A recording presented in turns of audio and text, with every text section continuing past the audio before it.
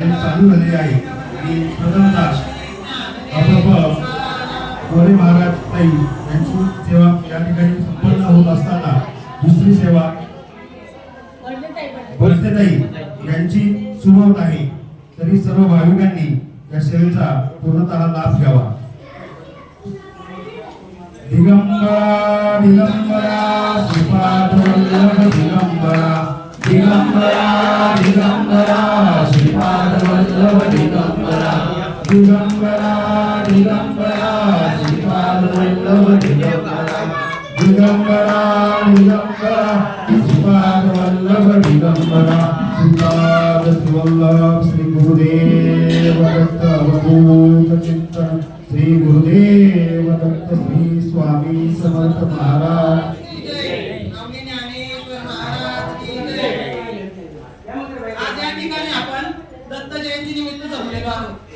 माने महाराजांनी मला ही सेवा दिली त्याबद्दल मी त्यांचे आभार मानते. तसेच श्रोत्यांचेही आभार मानते.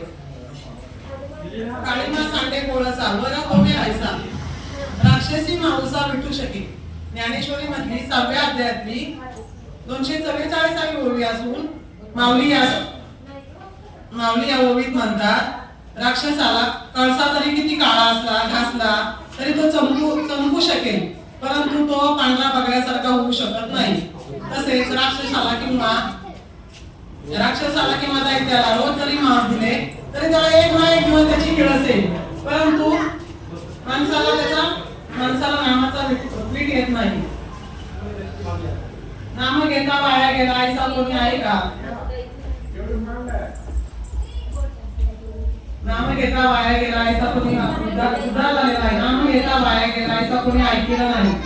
नाम घेतो आपण तर त्याचा उद्धारच होतो. आतापर्यंत कोणी नाम नाही घेतलं त्याचा उद्धारच नाम घेतलं तर उद्धारच झालाय कोण झालेलं नाही. जसे रूप पाहता लोचनी सुख झाले व साधनी रूप पाहता लोचनी सुख झाले व साधनी संतांची एक आई हा माझा विश्वास सर्व भावे दास झालो त्यांचा. वाल्या कोळी जंगलामध्ये वाल्या कोळी एवढं पाप केलं की तो 7 रांजण भरून रामू एवढे खडे टाकून रांजण भरून त्याने एवढं पाप केलं की त्याला संतांची भेट झाली नाही. संतांची एक आई हा माझा विश्वास सर्व भावे दास झालो त्यांचा. त्यानंतर वाल्या कोळी जंगलामध्ये दबा धरून बसलेला होता. त्याच रस्त्याने नारद महर्षी चालले होते. नारद महर्षी चालले असताना वाल्या कोळ्याने महर्षी कुणाला घेऊन आला. नारद मुनी म्हणले अरे वाल्या कशासाठी पाप करतोस तू? तुझे पाप करतो तुझ्या पापाचे कोण वाटेकरी आहेत का? तुझ्या पापाचे कोण वाटे करून तुझ्या बायका मुलाला विचार आणि मग मला मार.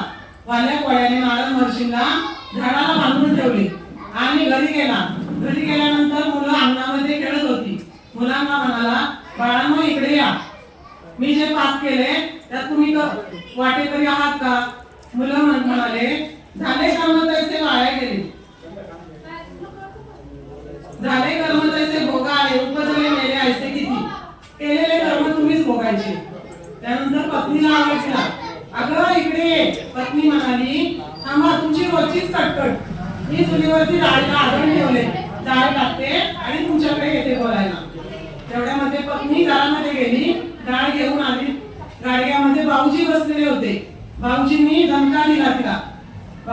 त्यानंतर ती खोटं बोलायला लागली. वाल्या कोळी एका साथ्याकडे घेऊन गेला आणि विंचू उतरविला. विंचू उतरवल्यानंतर तिला विचारलं वाल्या कोळ्याने अगं तू तरी आहेस का मी जे पाप केले त्या पापाची वाटेकरी? ती म्हणाली विंचू कोणाला चावला? महाराज म्हणाले तुला. वेदना कोणाला झाल्या? तुला. मग पाप कोण करणार आता? नाही मी का तुमचे पाप फेडायचे? तुमचे पाप तुम्हीच फेडायचे. तुमचे कर्म तुम्हीच भोगायचे. त्यानंतर वाल्या कोळ्याला पश्चाताप झाला. वाल्या कोळी पळत रडत नारद महर्षींकडे गेला.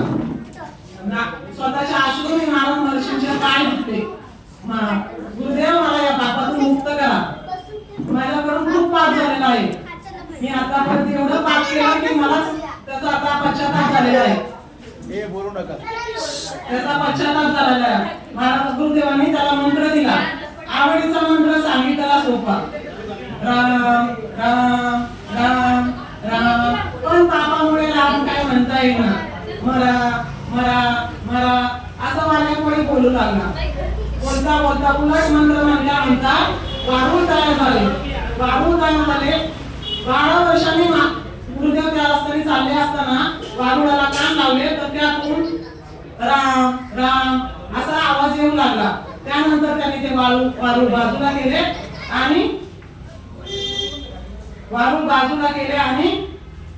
प्रभू रामचंद्र जन्माच्या अगोदर प्रभू रामचंद्र जन्माच्या अगोदर रामायण रामायण लिहून ठेवले. ठेवलं. तसे दत्त भगवंतांनी जगाचा उद्धार केला. तसे आमचे गुरु हरिभक्त पारायण वाघमारे महाराजांनी कलियुगामध्ये आमचा उद्धार करत आहेत. एवढे सांगून मी थांबते. यापुढे सेवा वाघमारे महाराज करतील.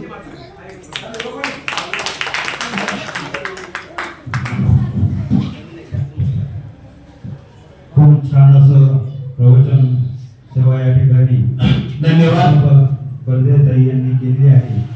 आता तसं कार्यक्रम वाघमारे महाराजांचं चालू होत आहे. तसेच मोळेताईनं सुंदर असं प्रवचन केलं.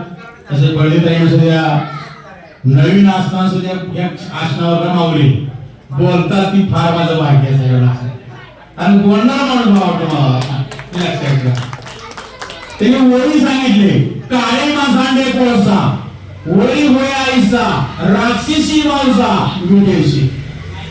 कारण तिने आज सांगितला काय कोळसा कोळशाने जर म्हणला मी बगऱ्यासारखा पांढरा होतो बगऱ्यासारखा पांढरा होणार त्याला किती घासा काय होतं समज होईल परंतु पांढरा होऊ शकत नाही.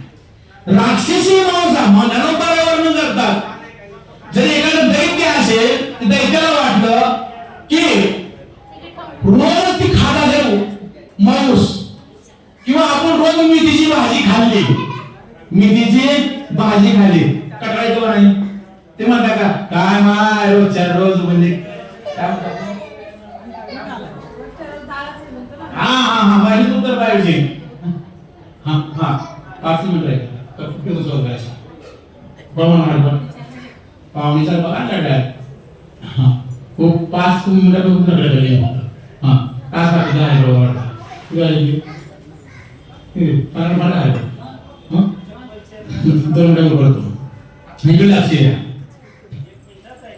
ज्या वेळेस त्यांनी सांगितलं माऊस विधी येते एक दिवस तसं नामाची मी येऊ शकत नाही. रोज रूप पाहता लोचने जर म्हटलं किंवा सुंदर ध्यान म्हटलं ती कानाला अजून ऐकावंच वाटते पण याची मीठ येऊ शकत नाही. त्यांनी सांगितलं प्रमाण नाम घेता वाया गेला ऐसा कोणी आहे केला. त्याच्या पुढलं सांगतो माऊली वाया डोळ्याचा पाप मोजता येईल.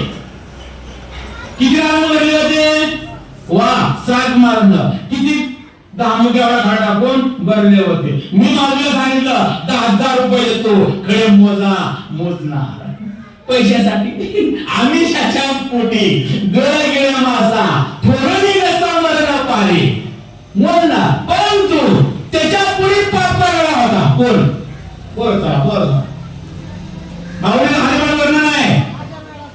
हा कारण का आनंद पाप राशी काय प्रमाण अहो हरिपाठातल्या 11व्या अभंगामध्ये काय प्रमाण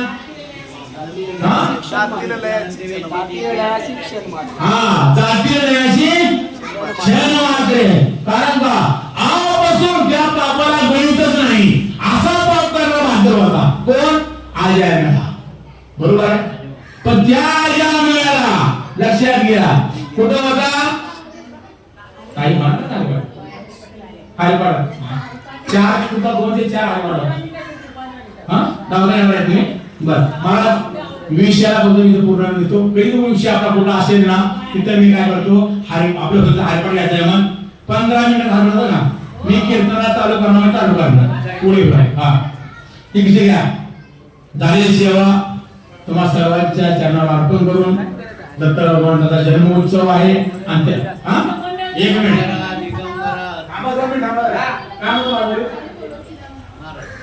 चार वाजले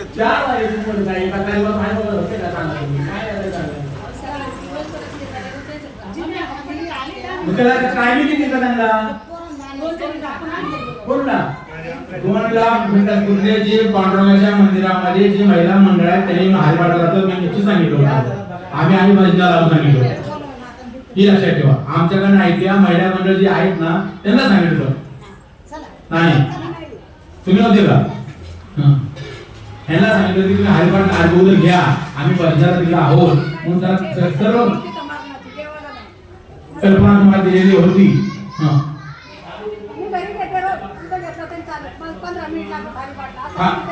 बरं ठीक आहे आपण